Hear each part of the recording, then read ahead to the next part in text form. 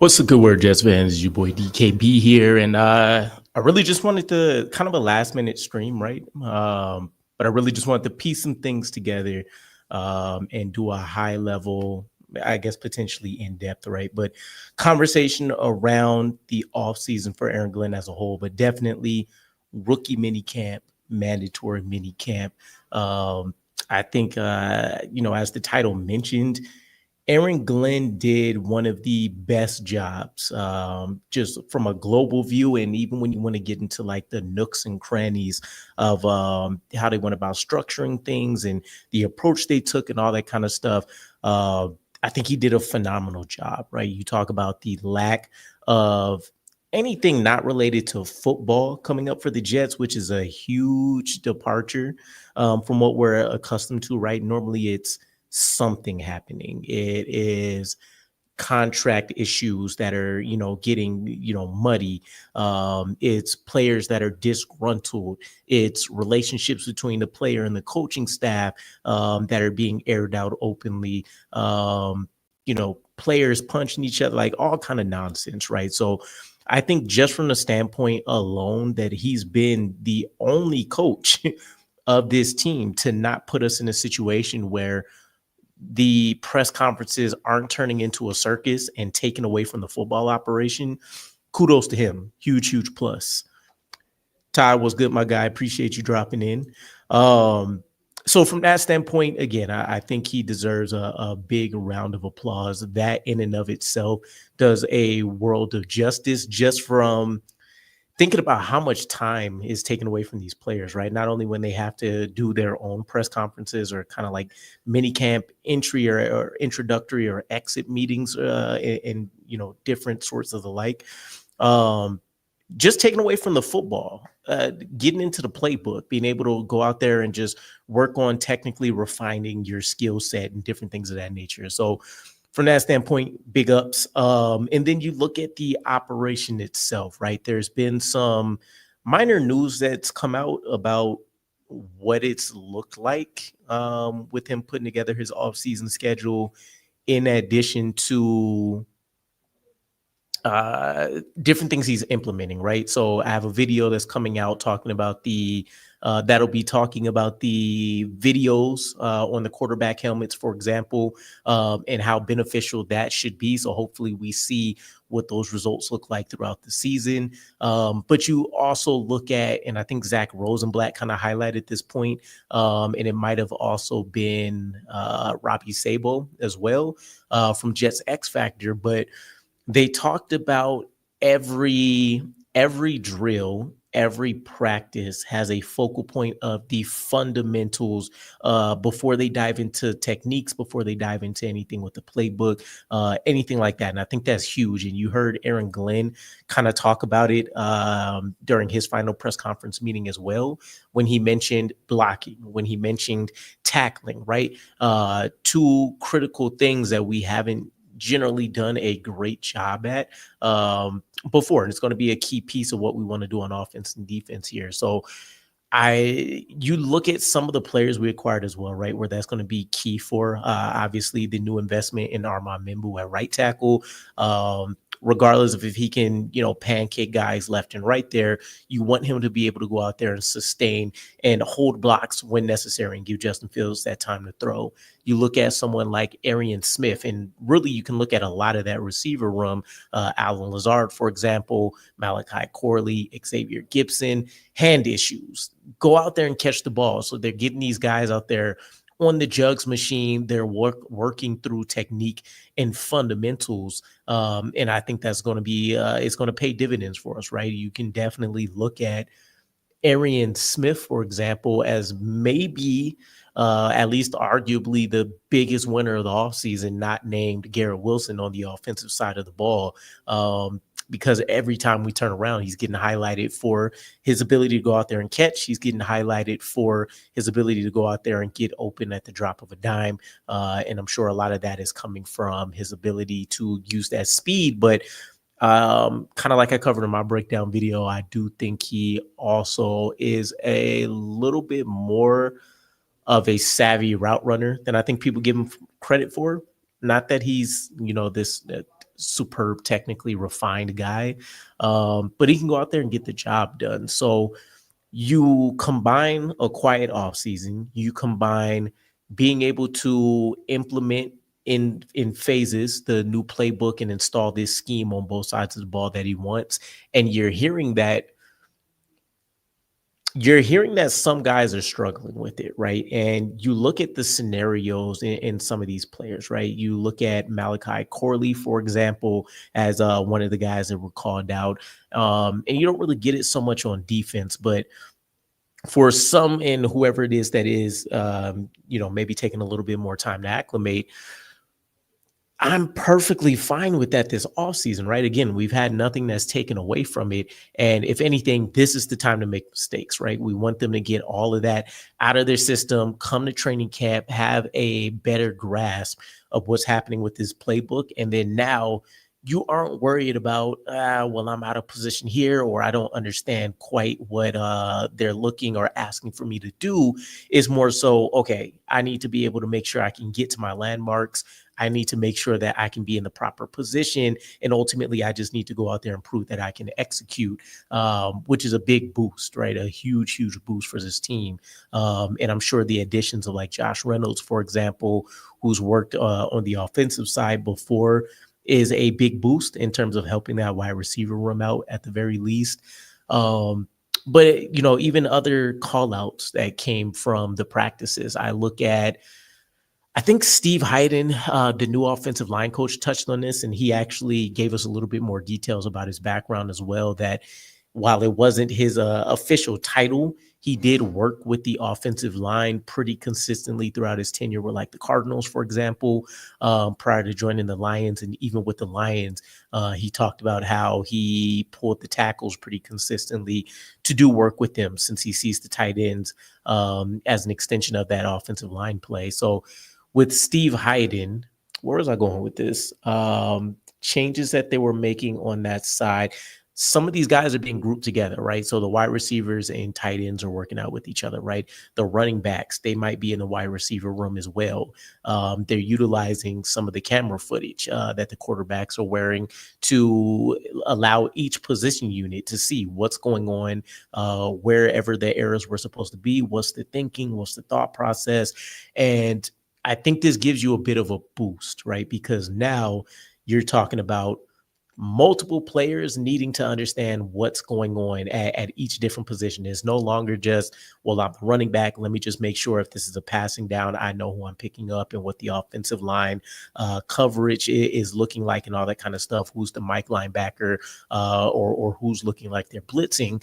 Now you want to understand, well, what are the wide receiver route combinations looking like, right? If I have a hot route or I'm a check down guy, where's the best position for me to be in order to make a play if things do go south in terms of pass blocking or anything like that. So big pluses. I don't know if there's anything that you can look at what Aaron Glenn did and specifically call out as a problem that's not tied to player acquisition, right? Obviously, we haven't gotten any more detailed answers into who's going to be like the wide receiver 2, for example. The running back room when it comes to not necessarily the pecking order, because I think it's still going to be the same, right? Breece Hall is kind of the de facto lead dog there. And then Braylon Allen and Isaiah Davis are going to follow suit. But more so, what's going to be the disbursement of snaps, right? And what does it look like with us being a run-heavy franchise now? Does that mean that we're still going to be looking at run, pass, which I imagine will drive some people insane? Or are we expecting to be just a highly efficient running team? And by the fact that we hope to run up the score early means that we can make a push for more run plays as the game progresses, right? Breece Hall, what is it going to look like, which I talked about, if he becomes dissatisfied, right? And Braylon Allen and Isaiah Davis are eating into his snap counts too much. Or you can potentially argue we can carry 4 running backs if Donovan Edwards continues to prove he could be at least a receiving threat, right? So there's a lot that's going to go into this. And I think if you were expecting a ton of these answers in minicamp, that wasn't necessarily going to be the right approach to this thing either way, right? Again, minicamp, I think, is where you're expected to have an allowance for mistakes. But it's more of like a traits based kind of environment, right? The speed guys should be able to go out there and put up some pretty phenomenal days. I think when you look at anybody that's in that above average to elite refinement tier, that should show out. But like offensive line play isn't going to be at a huge premium in an environment like this. Is very like Senior Bowl, Shrine Bowl esque, in that it's favored to be better for the defensive line. Like wide receiver cornerback situations are going to be more skewed to wide receivers than it's going to be the cornerbacks because they don't have pads on. They're not going to be able to go out there and utilize a lot of these same techniques to their advantage, like they will when training camp rolls around. So we'll see ultimately if we can hit the ground running, right? I think day one of training camp, for example, is going to be a situation where I don't want to necessarily hear that we're hearing like a bunch of up and down days on offense or anything right out of the gate. I want to hear that the offense had at least a calling card, right? Maybe it is the fact that we were able to go out there and do everything we wanted to on the ground, or Justin Fields had a spectacular day, right? He's grasping the playbook. He's making the proper plays on time, going through his passing concepts and things, which has been a touch and go kind of situation for him as we get the updates from minicamp. The offensive line play, right? I think it's going to start there because everything that Aaron Glenn and Darren Moody has done this offseason has been to try to beef up the trenches. Hasn't been the star names on the defensive line, for example, but I think you see the improved depth, which is arguable, right? I think when you're looking at going from like Quentin Jefferson to some of the guys that we brought in, Jay Tufele, for example, and the such, is going to be a drop off, but the ceiling for them to be able to go ahead and reach those same kind of peaks are going to be the same. But definitely for the offensive line, you've had guys that have been practicing together for the entire offseason, which is a storyline I don't think the team got enough credit for. Left to right, Fashanu came back healthy. No lingering issues from his plantar fasciitis. John Simpson now, he had a breakout year before he came. You can make the argument he's improved in certain aspects since joining the Jets, but definitely at least kept a steady pace. Joe Tippmann, I think people still look at him as being a potential top 10 center, assuming he can win this competition against Josh Myers. AVT is back. He's finally coming off his first fully healthy offseason. And then you have this new addition of Armand Mimbu. So not only are we more youthful than we've really ever been in a long time, you finally also got all of these guys together. And again, Steve Hyden did, I think more so Tanner Engstrom, spoke a little bit more so about, still having these guys rotate out and in. But you didn't necessarily hear about like, oh, well, we're trying to harm Mimbu at right guard when AVT is out or taking a breather or anything to kind of mix and match and stuff. The depth guys are coming in, they're making replacements, and they're just trying to get guys acclimated from a communication standpoint to go out there and be able to hit the field running in the event that, again, some guy ends up being gassed if there's conditioning issues or an injury creeps up and you don't want that guy to be just completely in la-la land. So really, really hyped. I definitely still got a ton of questions from kind of what we've seen from minicamp, but definitely as we get into training camp, I believe I dropped in the Discord that we have as well, kind of the plan for videos that are coming out. So I want to do updates for our 2024 UDFAs and kind of piece together where they may be at in the pecking order and how likely it is we may see some of these guys return and still make the roster. Draft class recaps for this year and seeing how the draft class has performed and kind of just what the overall thought process maybe from the coaching staff will be for them. And then I had a few other videos. I know I talked about the quarterback video, but there's a couple other things that I saw and kind of thought of yesterday as well. So We'll see what ends up happening there. But again, I walk away from this mini camp not only being really, really impressed with how Aaron Glenn was able to go about his business, but it also feels like you can look at a lot of these players and at least say that the needle is pointing up, right? Not only just from this draft class, not only just from undrafted free agents from this year, but just across the board, right? With Justin Fields, you can highlight the mobility and kind of seeing the uses of how that's going to help things out, even if he doesn't improve by leaps and bounds as a passer. In the run game, you feel good about everybody, right? Breece Hall can still be that top 3 type running back if everything breaks right for him. Braylon Allen just got the it's not our rookie team, but he just got the NFL rookie, made the NFL breakout list, for example. So people still expect a ton of hit from him in year 2. You guys know, for anybody that watches the channel, Isaiah Davis is my guy. So highly efficient last year in the bit of touches he got. And I think you'll see definitely some improvements in his game. Wide receiver room, I think is probably still the biggest question mark, right? Garrett Wilson looks like he's been exploding all offseason. Every time I see a bit of commentary about him, it's that he's getting open, he's blowing past guys, he's making spectacular catches, sideline grabs, deep balls, one-handers, the whole 9 yards. And then after him, it feels like Arian Smith as the guy that's gotten the next most hype. And then you hear about at least consistency and the ability to make plays from someone like Josh Reynolds. Was hoping to hear a little bit more about Tyler Johnson, who's always just kind of been on the cusp of potentially being a breakout guy if he gets enough opportunity. And then after that, it's a little concerning, right? Malachi Corley has had his question marks. Xavier Gibson has pretty much been non-existent from the way that I understand it. And then you have someone like Jamal Pritchett, who's going to be looked at as more as a kick returner than anything we're looking for in the receiving game. But at least we've heard good news about him. Tight end room has looked really good, right? I think Mason Taylor has been a guy that's kind of clearly kept the tight end 1 conversation around himself. So it was interesting hearing Jeremy Rucker during his press conference as being a guy that's been pointing out as needing to be the leader in that room, right?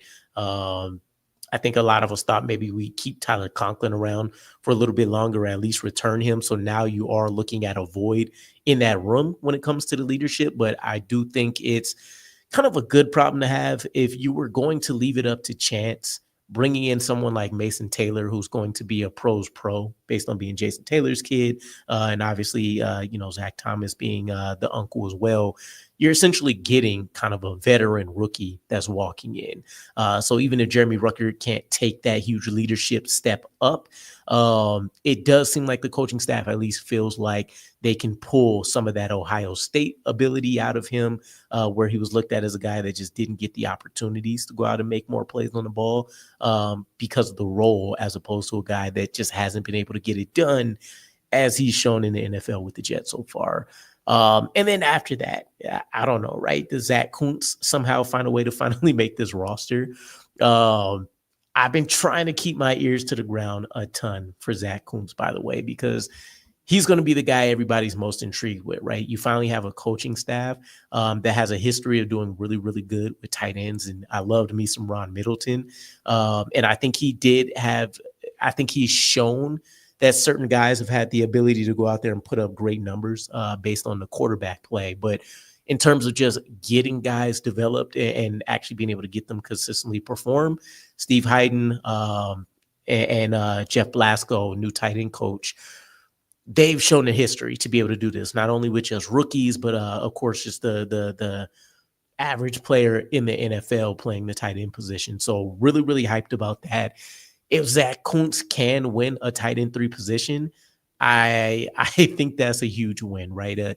Having a ridiculously athletic freak that can come in and hopefully be able to just make plays when necessary, right? Which is going to be the same situation that Stone Smart kind of finds himself in, unless Jeremy Rucker takes a back seat as a blocker and still proves that he can't do much in the receiving game. I think you're still looking at those 3, Smart, Rucker, Taylor. But if Zach Kuntz can find a way, it'd be awesome. It'd just be a good story at the very least, right?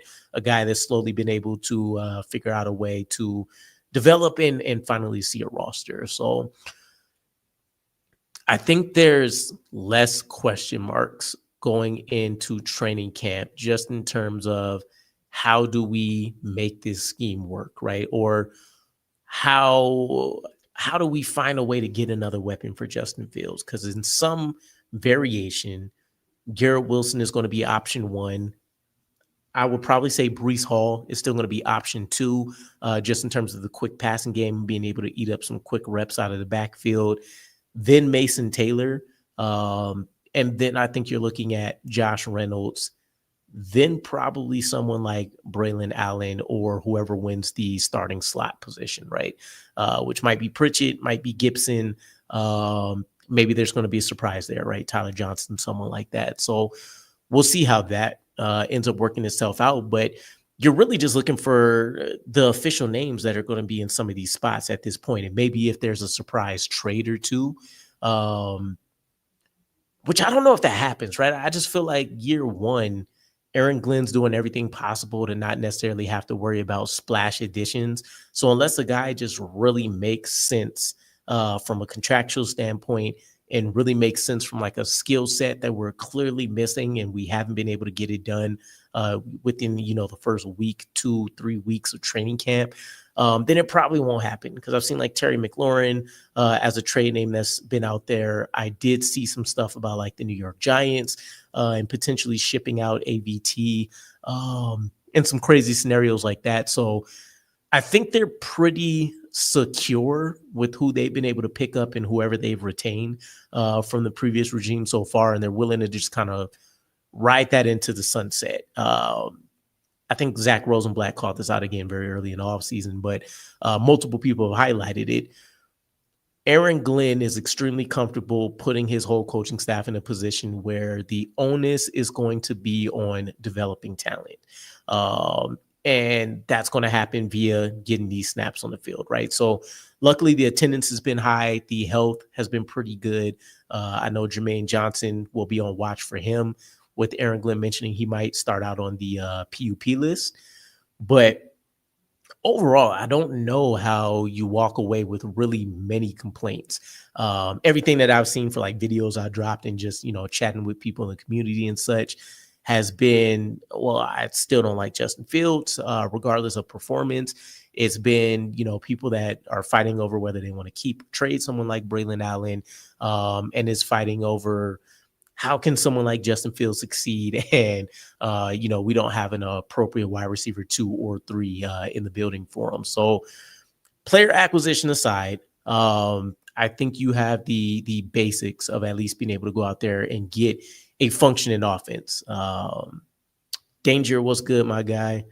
I can't remember what video I dropped this in, but I mean, for those that are like stat watching, or even not even the stat watchers, let me walk that back. Even for the people that have loosely watched New York Jets games, or they're just fans from afar, right? Because the product on the field is too terrible to watch. In the last 20 years or so, we've only had 4 teams that have even produced a average amount of scoring for the New York Jets. We had the 2015 Fitzmagic year. We had the 2011, 2010 playoff years with Rex Ryan. And then I think you have to go back to like, I want to say it was like 07 or something, maybe with like Chad Pennington, or whenever maybe we had Don Maynard still rolling around the league for us. So if we get league average play, that's a great place to build from, right? Because you're talking about locking up Garrett Wilson this offseason. I know the Breece Hall conversation will probably be ongoing, especially depending on how well he does right out of the gate once the games start mattering. But you have core building blocks. Olu Fashanu, young, 2 years before you really have to worry about any contracts. Armand Mimbu, young, 3 years before you have to worry about any contracts.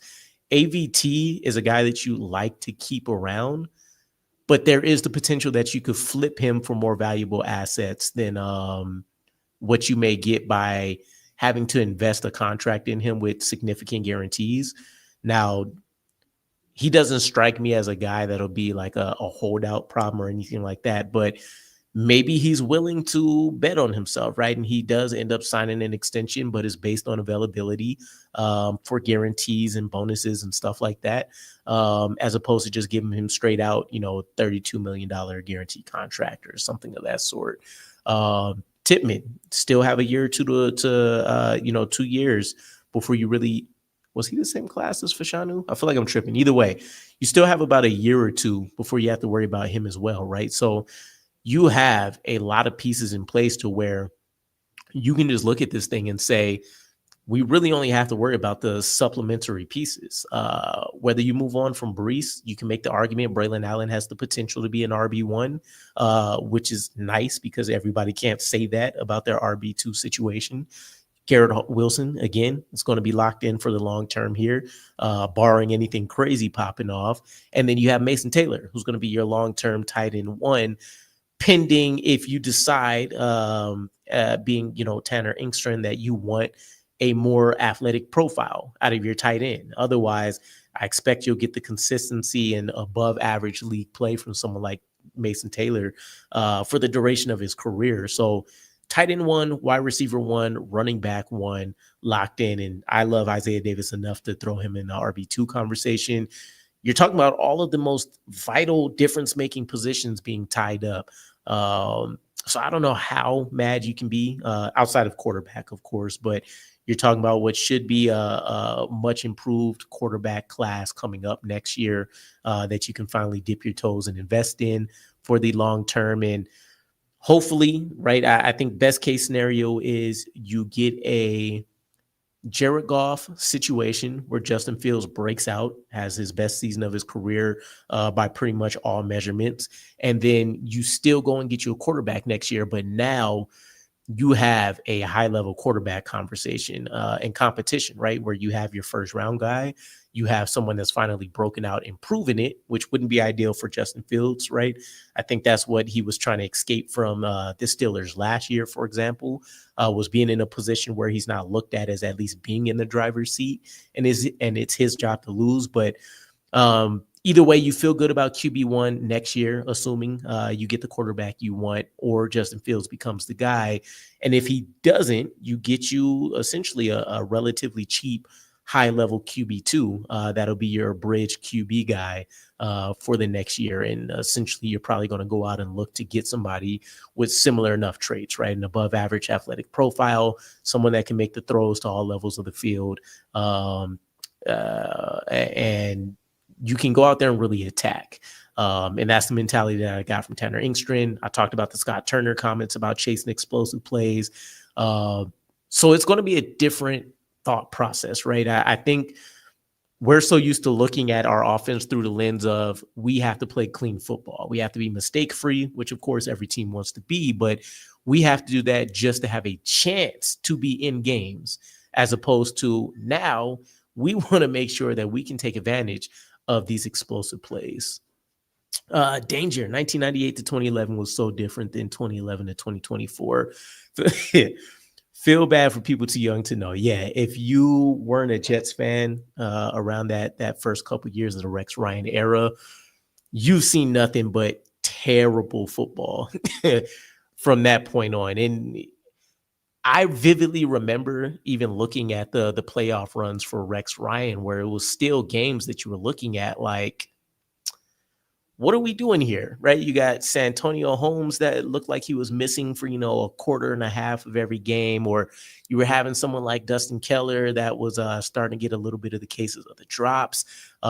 Anytime that we weren't running the ball, it seemed like we were generally scared about what Mark Sanchez was going to go out and do. But I would give anything to go back to those days, right? Definitely a good time. But yeah, I mean, overall, it's been a phenomenal off season for us. It might not be a top tier product on the field again in year one. If anybody's expecting that, Hennessy at 3:00 in the afternoon ain't it.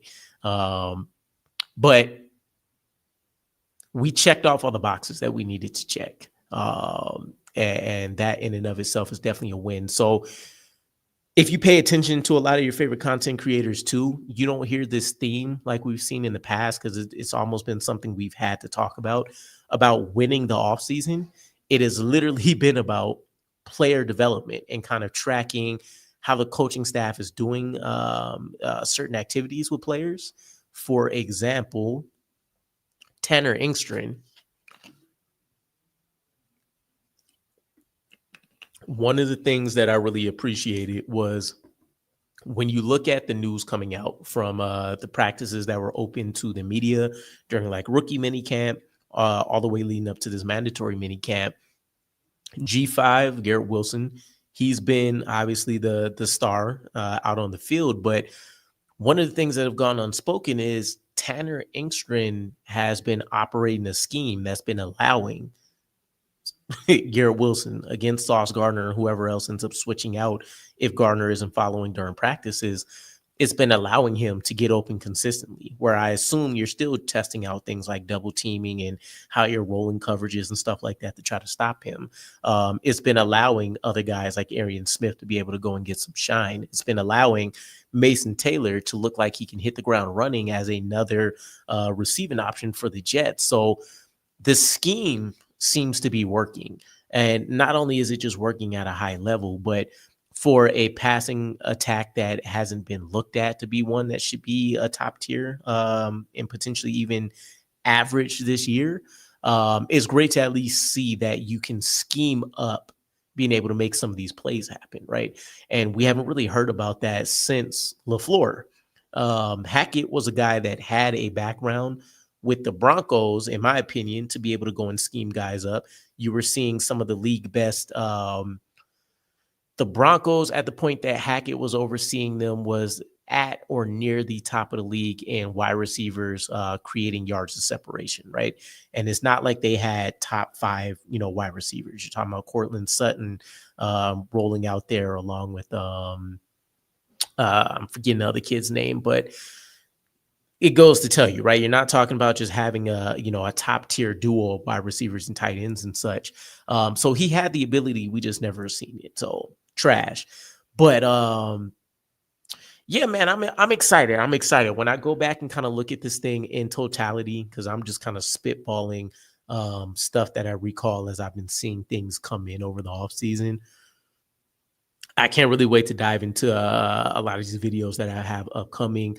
Hopefully throw in a few more collaborations and stuff, and see if I'm missing anything that some of these other guys have picked up on. But quiet off season's coming up. I'm going to be pissed about that for about a month, because I'm going to be digging through the archives of Google, just looking for anything that somebody's been putting out there that's going to be new for us, right? So we'll see. I'm sure everybody's going to be jumping on the same news for whatever does come up.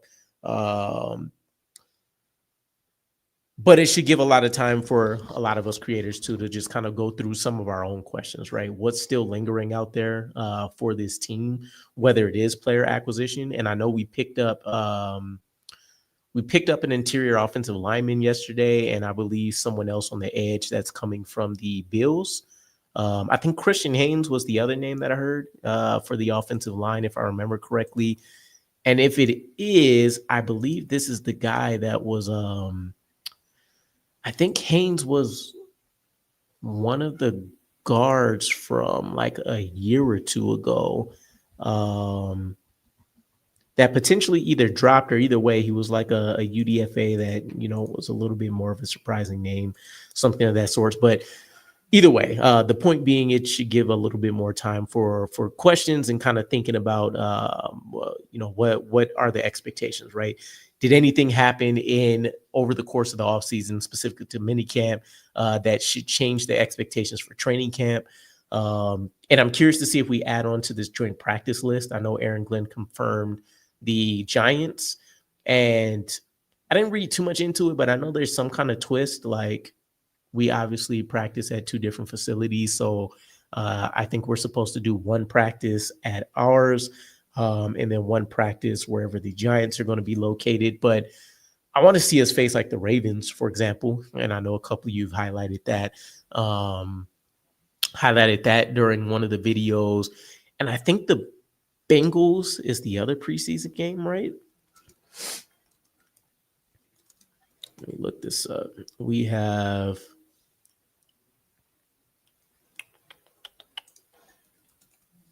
where did you go? We have Giants, Packers, Eagles.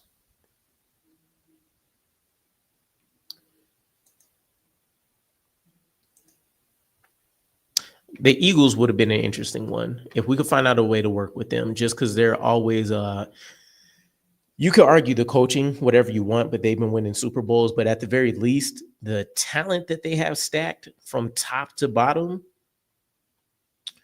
anybody that gets a chance to be able to go out there and practice against them, that's a huge plus, because you're talking about the closest thing to probably like a college team in terms of you're looking at multiple, top rated prospects and recruits and such. So when you're rolling out your undrafted free agent, when you're looking at third string guys and they truly look like a UDFA, and the Eagles are rolling out their undrafted free agent, which was like a fifth rounder that fell into their lap or they picked up or traded from somewhere, you're going to have a really good litmus test, right? And I would put a lot of stock into those situations, even though I know the teams are both running, vanilla offenses to a certain degree, vanilla defenses, just from a trait standpoint and kind of looking at like the turnover game and stuff like that. That gives you a really, really, really good idea about what the chances are that some of these guys could go out there and succeed. So we'll see what happens. We shall see what happens. Let me see if there's anything else that's intriguing from out there today.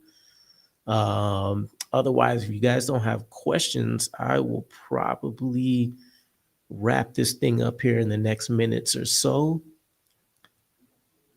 Let's see. Aaron Glenn's recap. We have more comments about Justin Fields. The two new players we picked up right after minicamp. Yeah, I think the only other thing that I'm seeing out here is just more of the player interviews that are being pushed out by like S and Y. Let me see something real quick. Not Christian Hayes, Marquise Hayes. That's the guard. I think Christian Hayes or Haynes went in like the third round last year. I guess that would be the other piece, right? As we kind of wrap up the Aaron Glenn conversation about how well he's pulled off this offseason.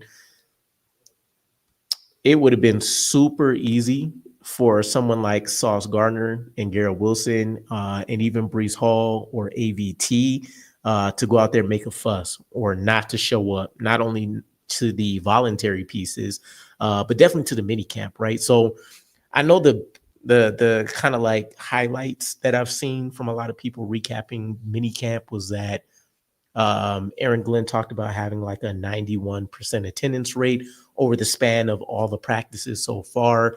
And he compared that to being with Detroit or really just any of his other teams and kind of thinking about what his highest amount of players being there was. And I think he quoted like 80%, right? And if I just went based off recency bias, because the Lions have been, I don't know if it's even arguable, but the most successful team that he's been on, there's caveats to that, right? If you peek behind the scenes, and I would assume they're not counting this as guys that are being there at practice, right? But obviously a ton of injured players that are coming back, right, that are working through rehab and stuff, so they are sitting off to the sides. But then you're also just talking about the Lions being a little bit more of a veteran team compared to us, for example. So you're going to have guys that aren't necessarily looking to show up. They're looking to do their conditioning on their own time. And then they're just looking to keep up with like the playbook and different things like that. So Not to say that it wasn't worth the call out, but I don't read into it overly much. I'm definitely taking it with a grain of salt, but we'll see. We'll see. Todd, you hit it on the mark though. Just when also while we wrap up things, and speaking of like preseason games, I don't know where you guys are falling on this, but I've always been pretty high on them, right? I want to win every single preseason game. I really want to win every game in general, but even with preseason, like when we take a L, I'm legitimately I'm legitimately at the house kind of frustrated and like ticked off to a certain degree, right? Because to me, when I look at preseason games, I think you're looking at more of the discipline. You're looking more at the ability to execute. So when we are winning at those, I look at those being primary reasons.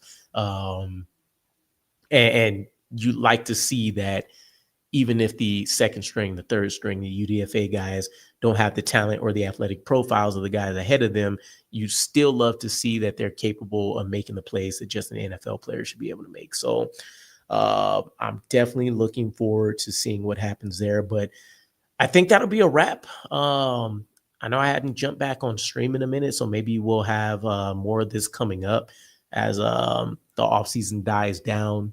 I think I'll end up dropping more videos and live streams, of course, than anything, but maybe I can get on here once a week or something. But appreciate you guys that did get a chance to come through. Again, I literally kind of just dropped this on my plate like 3 hours ago. But I'll catch up with you guys. Enjoy the off season. Again, look forward to some more of the videos that are coming out. If you check out any of the last couple videos or so that I put out, you'll see the Discord link if you want to jump in there and just keep up to date on whatever we happen to be talking about, right? We jump in there, we shoot the shit to certain degrees, but also I try to just give little tidbits out there about some of the news and stuff that I'm seeing. So we're growing, we're getting there, but just another way to kind of keep in touch. But appreciate you guys. And I'll catch you guys again. Enjoy your weekend. Happy Father's Day, by the way, to you fathers out there. I don't know if I'll drop anything over the weekend since I will be enjoying Father's Day. But yeah, we'll see how that goes. At the very least, I'll be prepping and getting these videos to roll out for the next week. So catch you guys again. Have a good Friday. Peace.